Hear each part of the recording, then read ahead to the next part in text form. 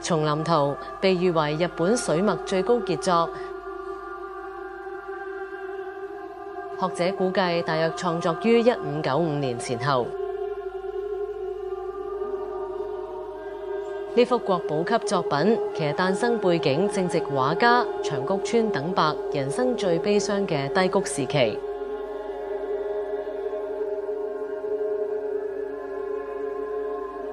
全幅作品萬籟俱滅，空靈孤寂，大量留白，隱約朦朧。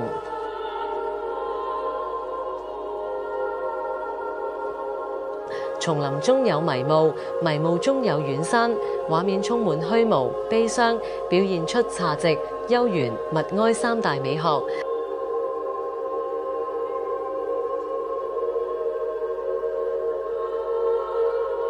由於筆鋒簡樸，隨心寫意，不甚修飾。如果將呢幅畫隨便放喺街邊，一定冇人相信係日本國寶。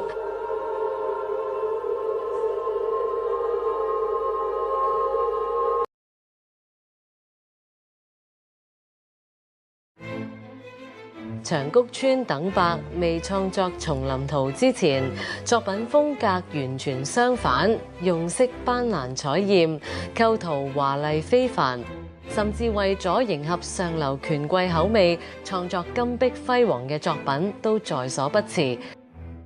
1592年，佢同大仔長谷川久藏一齊完成咗呢幅受國家最高話事人豐臣秀吉委託而創作嘅長雲寺壁畫。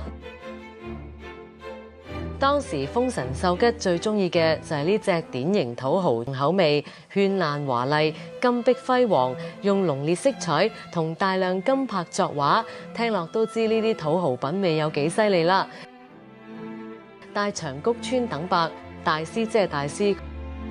佢同個仔一齊完成咗相當華麗嘅風圖同櫻圖，效果非但一啲都唔土豪俗氣，而且係非常靚，靚得嚟又極具美感嘅作品。因此呢兩幅畫亦都係現今被列入為日本國寶級別嘅收藏作品。咁點解長谷川等伯嘅風格會由金碧輝煌突然大變成萬籟俱滅呢？1591年喺政商文化界極有影響力嘅茶道大師千利休，由於堅持推崇侘寂風格，得罪咗鍾情品味浮誇俗氣嘅土豪權貴，被豐臣秀吉命令切腹。千利休係等伯嘅侘寂美學風格啟蒙導師，亦都係關係密切嘅好朋友，更加係繪畫事業上嘅伯樂。朋友含冤莫辯而死嘅心情久久不散，而更傷痛係2年之後，年僅26歲、才華橫溢嘅天才畫家兒子長谷川久藏突然急病去世，情緒再度大受打擊。學者估計就以上種種原因，《叢林圖》因而表現出強烈嘅無常同滄桑。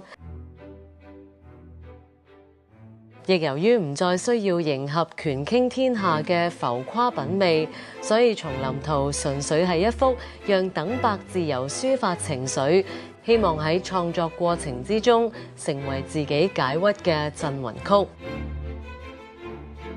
《叢林圖》喺日本美術史上就好似畫中嘅迷霧一樣神秘，充滿謎團，冇任何文獻記載，完成問世300年之間，去向不明，完全消失喺歷史之中。直到20世紀幕末明治時期先被發現，係政治家兼收藏家福岡孝棣嘅收藏品。直到福岡孝棣過世後，東京國立博物館於1947年先至從其後人手上購入作為館藏國寶。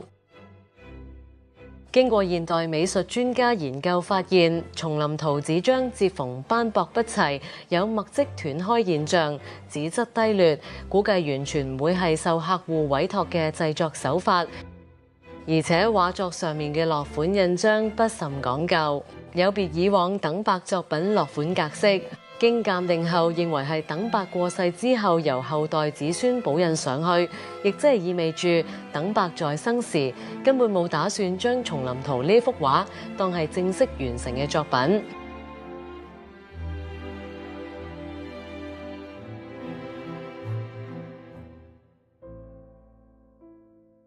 世事往往就係咁，最隨意、完全冇打算俾人睇嘅嗰幅畫，就係萬世傑作。最幸福，以為一帆風順嘅時候，最親愛嘅人就過身。長谷川等伯嘅人生就好似電視台好老尷嘅綜藝整蠱節目咁，意念好差，效果好差，一啲都唔好笑。